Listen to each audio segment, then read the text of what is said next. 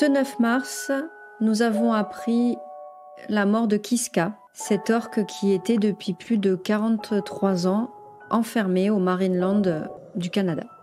Elle aura vécu toute sa vie dans des aquariums et elle aura passé les 12 dernières années dans ce minuscule petit bassin. Quand j'ai appris la nouvelle, j'ai été extrêmement triste et en même temps extrêmement soulagée. On en parle. Après la mort de Kiska, le dernier épaulard en captivité au Canada, des experts dénoncent les conditions de vie du mammifère au sein du parc à thème Marineland de Niagara Falls en Ontario. Il est notamment reproché au parc touristique d'avoir détenu l'orque en isolement au cours des 10 dernières années, alors que les épaulards, les orques, sont vraiment sociaux et émotionnels, souligne Philippe Demers, un ancien employé de Marineland. L'entraîneur qui a quitté le parc en 2012 en raison du traitement infligé aux animaux ajoute que les orques restent normalement toute leur vie avec leur famille dans les océans. Donc être complètement seul, c'est de la souffrance qu'on ne peut pas vraiment comprendre. De son côté, Carly Ferguson, la présidente du groupe de défense des animaux en captivité, dit avoir ressenti un soulagement après l'annonce de la mort de Kiska vendredi soir. Kiska a été dans la pire situation parmi les animaux en captivité dans cette province, assure Madame Ferguson, qui dit être contente que l'animal soit finalement libéré. La présidente d'Ontario Captive Animal Watch souligne que Kiska est resté en captivité pendant 40 ans. Selon elle, le mammifère a été attrapé quand il avait 2 ans sur les côtes islandaises avant d'être transporté à Marineland. Le plus préoccupant, c'est qu'elle a vu mourir ses 5 bébés et qu'elle n'a jamais eu la chance de pouvoir faire son deuil. Ensuite, elle a été complètement isolée pendant environ 10 ans. Kiska a vécu l'horreur. Elle est pour moi la représentante de tous ces animaux marins qui sont tenus en captivité, de tous ces animaux mammifères aussi qui sont dans des zoos, dans des cirques.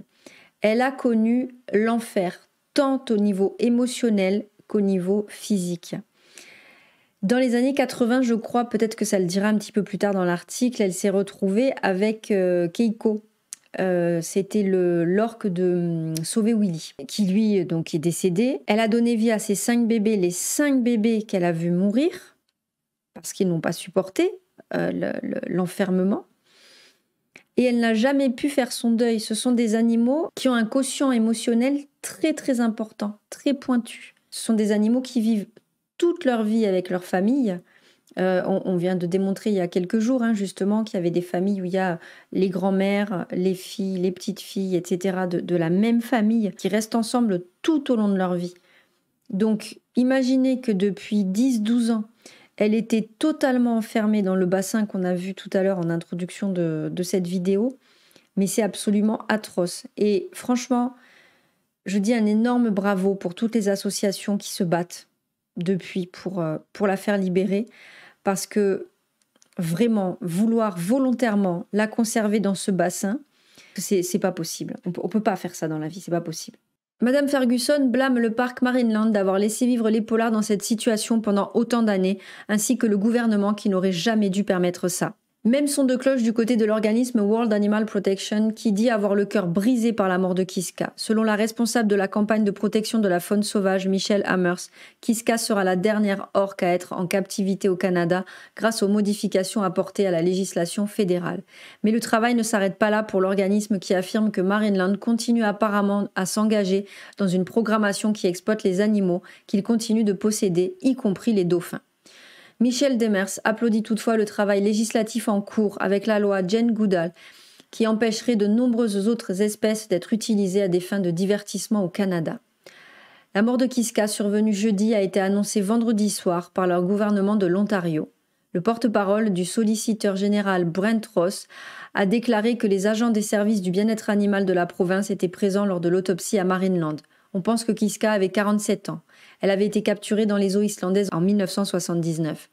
L'orque femelle a été capturée aux côtés de Keiko, devenue célèbre dans le film Sauver Willy, et le couple a vécu ensemble pendant quelques années à Marineland dans les années 1980. Animal Justice, un groupe canadien de défense des droits des animaux, a pleuré la mort de Kiska et a renouvelé les appels à enquêter sur le traitement de l'orque par Marineland. C'est navrant de savoir que Kiska n'aura jamais la chance d'être relocalisée dans un sanctuaire de baleines et de vivre en liberté comme elle le méritait, a déclaré la directrice générale d'Animal Justice dans un communiqué. Nous appelons les autorités provinciales à rendre publics les résultats d'une autopsie et à poursuivre Marineland pour la détresse illégale que Kiska a sans aucun doute éprouvée au cours de ces dernières années. clairement, de toute façon, on l'a dit tout à l'heure, mais Kiska, elle est décédée de tristesse, d'ennui.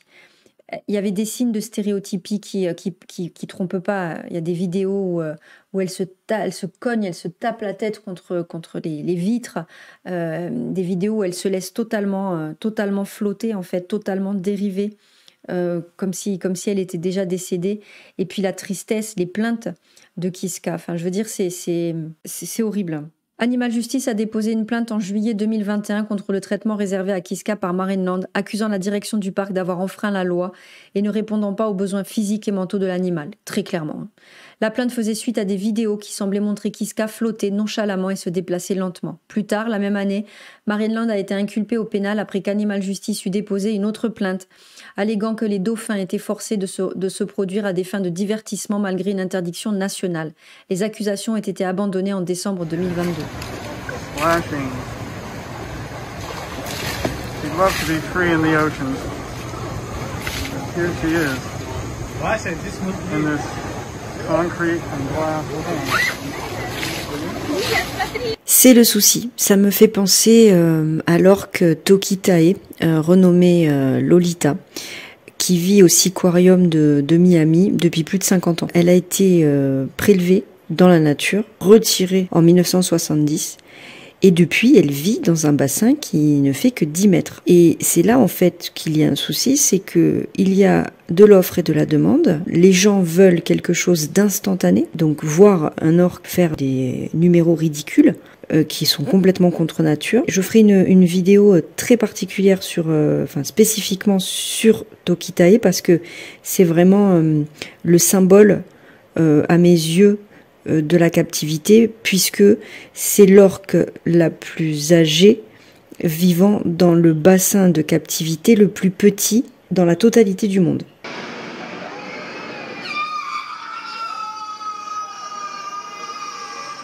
On parle de Kiska, on parle de Marineland en Ontario, mais on a un Marineland nous aussi en France, à Antibes, et c'est pas beaucoup mieux.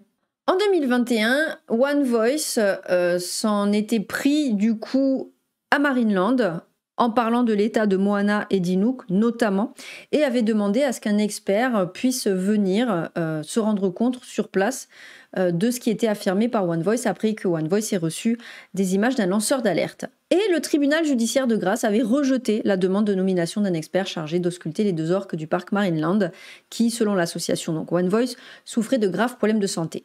One Voice avait engagé une procédure en référé pour obtenir la désignation d'un expert qui aurait eu pour mission d'établir le bilan clinique de l'état de Moana et Inuk. Dans une réaction transmise à l'AFP, le parc Marineland a estimé que la justice n'est pas dupe en rejetant toutes les allégations de One Voice. Et alors là où c'est très drôle, c'est cette vidéo où on a vraiment tout, hein, c'est-à-dire qu'on a le dresseur, parce que j'appelle pas ça un agent animalier, c'est un dresseur, hein, à partir du moment où on fait sauter un orque en l'air et qu'on lui fait croire que c'est un oiseau, c'est un dresseur, qui est là derrière et qui alors, vous allez voir, ne tarit pas de caresses pour l'orque.